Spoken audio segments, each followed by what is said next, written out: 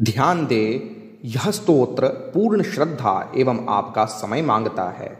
इसीलिए अगर श्रवण करने का समय और शिव में विश्वास हो तो ही आगे सुने। याद रखें, नमस्कार स्तोत्र किसी भी देवता के कभी भी साधारण नहीं होते। जय श्री राधा कृष्ण। श्री नमः शिवाष्टकम एक दिव्य स्तोत्र है जिसके 8 श्लोकों में शिव की भिन्न भिन्न महिमा का गान करते हुए नमस्कार किया गया है। जो व्यक्ति प्रतिदिन शिवाय नमः का जाप करता है उसके लिए तो यह स्तोत्र किसी धरोहर से कम नहीं। शिव अगर प्रसन्न हो जाए तो वैभव, ऐश्वर्य, संपदा और यहाँ तक कि मोक्ष के बाद शिवधाम भी सहज ही प्राप्त हो जाता है। केवल आवश्यकता है तो शिव को प्रसन्न करने की, और यह दिव्य स्तोत्र उसी का एक सर्वश्रेष्ठ मार्ग है। ऐसे गुप्त और रहस्यमय दिव्य स्तोत्र हम आपके लिए लेकर आते रहते हैं, इसीलिए चैनल को सब्सक्राइब अवश्य कीजिएगा, वीडियो को अंत तक अवश्य देखें और वीडियो के अंत में अपनी उपस्थिति दर्ज करने के लिए शिवाय नमः कमेंट अवश्य करें। ऐसे रहस्यमय स्तोत्र अपने संबंधी जनों से शेयर भी करें। आइए सुनते हैं श्री नमः शिवाष्टकम। ओम अथ श्री नमः शिवाष्टकम्। आद्याय सर्वजगतामखिलेष्टदाय नित्याय निरजितसुरासुरवैभवाय कुन्देन्दुगौरवपुषे कुसुमास्त्रहन्त्रे देवाय भक्तवरदाय नमः शिवाय। गंगाधराय गरुडध्वजवन्दिताय गौरीसखाय करुणामृतसागराय उद्गातने कुसुमकरबुरकन्धराय पूर्णाय पुष्करकचाय नमः शिवाय। संसारसागरसमुत्तरणप्लवाय सोमानलार्कनयनाय सुरार्चिताय दुष्कर्मघर्मजलदाय दुरासदाय दुष्टात्मनां पुरहराय नमः शिवाय। वेदाय वेदनिलयाय विदाम्बराय विज्ञानमात्रवपुषे विविधात्मकाय यज्ञान्तकाय यजतामभयप्रदाय यज्ञार्चिताय गिरिशाय नमः शिवाय।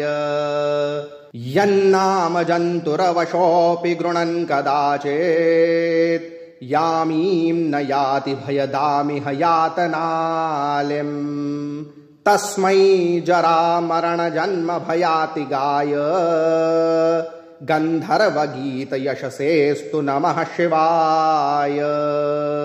नान्तं च मध्यमथवादिमजः स चाहं विष्णोस्तथैव यमितेन्द्रियचेतसोऽपि जानन्ति सन्मुनिवराश्च तथामरेषाः गन्धर्वगीतयशसेस्तु नमः शिवाय।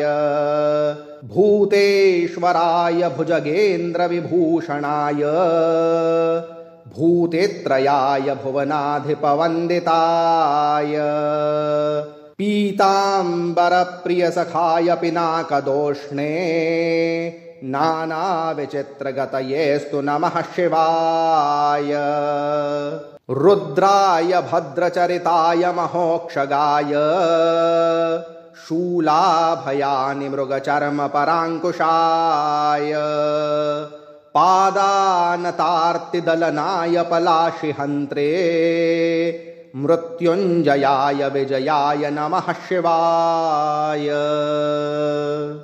आद्याय सर्वजगतामखिलेष्टदाय नित्याय निरजितसुरासुरवैभवाय कुन्देन्दुगौरवपुषे कुसुमास्त्रहन्त्रे देवाय भक्तवरदाय नमः शिवाय।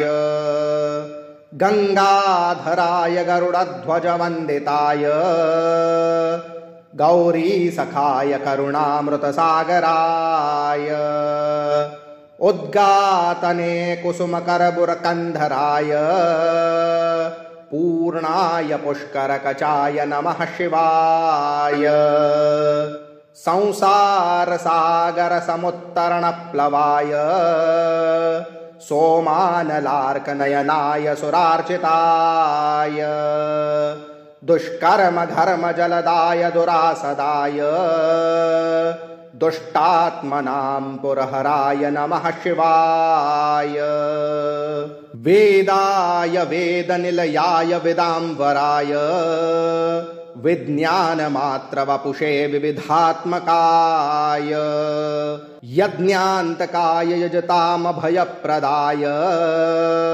यज्ञार्चिताय गिरिशाय नमः शिवाय यन्नामजन्तुरवशोऽपि गृणन् कदाचित् यामीं न याति भयदामिह यातनालिम् तस्मै जरामरणजन्मभयातिगाय गन्धर्वगीतयशसेस्तु नमः शिवाय नान्तं च मध्यमथवादिमजः स चाहम् विष्णुस्तथैव यमितेन्द्रियचेतसोऽपि जानन्ति सन्मुनिवराश्च तथामरेषाः गन्धर्वगीतयशसेस्तु नमः शिवाय भूतेश्वराय भुजगेन्द्रविभूषणाय भूतेत्रयाय भुवनाधिपवन्दिताय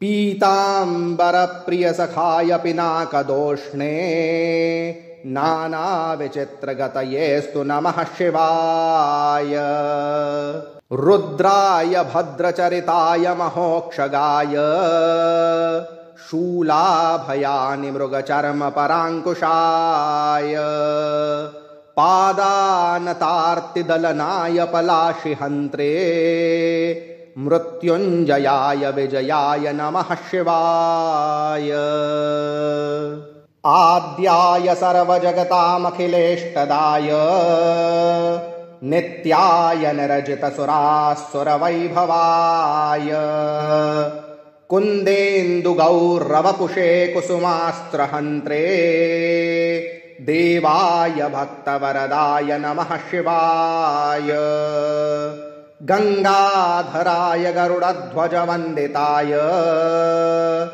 गौरीसखाय करुणामृतसागराय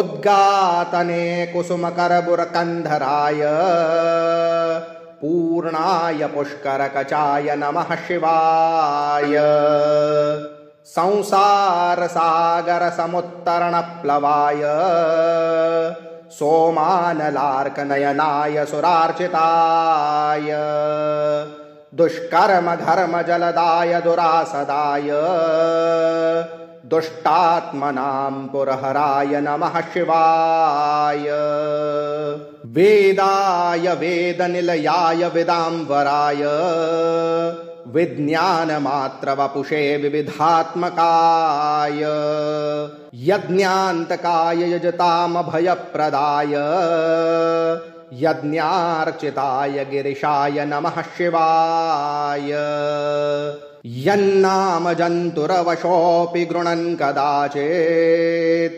यामीं न याति भयदामिह यातनालिम् तस्मै जरामरणजन्मभयातिगाय गन्धर्वगीतयशसेस्तु नमः शिवाय नान्तं च मध्यमथवादिमजः स चाहम् विष्णुस्तथैव यमितेन्द्रियचेतसोऽपि जानन्ति सन्मुनिवराश्च तथामरेषाः गन्धर्वगीतयशसेस्तु नमः शिवाय भूतेश्वराय भुजगेन्द्रविभूषणाय भूतेत्रयाय भुवनाधिपवन्दिताय